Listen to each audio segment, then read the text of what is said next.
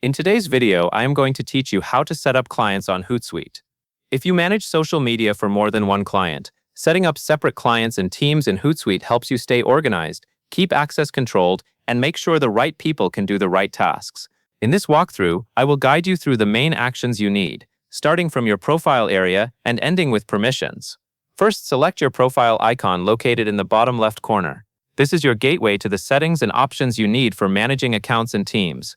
Take a moment to look at the bottom left of your Hootsuite dashboard and click the profile icon.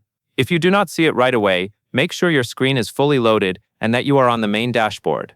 Next, select Social Accounts and Team. This option is where Hootsuite groups the tools for adding connected accounts and managing team structure. When you click that link, you should see a section that focuses on both account connections and team administration. This matters because you will use it to create, open, and manage teams for your clients.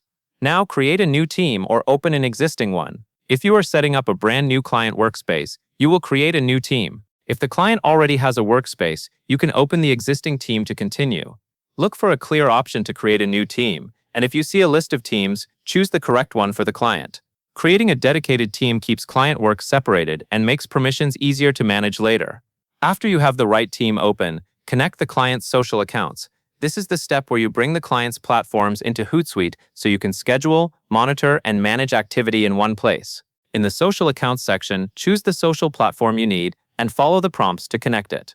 Keep an eye out for confirmation messages or success indicators since you want to verify that the connection was established correctly before moving on. Once the social accounts are connected, you may need to invite team members if needed. This is useful when the client team, your internal team, or contractors will collaborate on posts, approvals, and reporting. Find the invite option within the team management area, then add the teammates who should join. Make sure you only invite the people who truly need access, since this will impact how permissions and responsibilities are handled.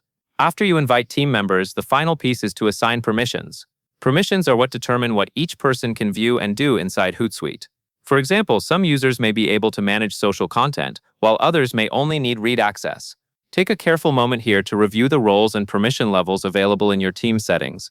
Assign the correct access for each team member based on what they need to accomplish for the client. When you finish assigning permissions, take a quick look to confirm everything is consistent. Ensure the team you are in is the correct one, confirm the social accounts are connected under that team, and verify that team members show the permission level you selected. That covers everything you need to know, and that is all there is to it.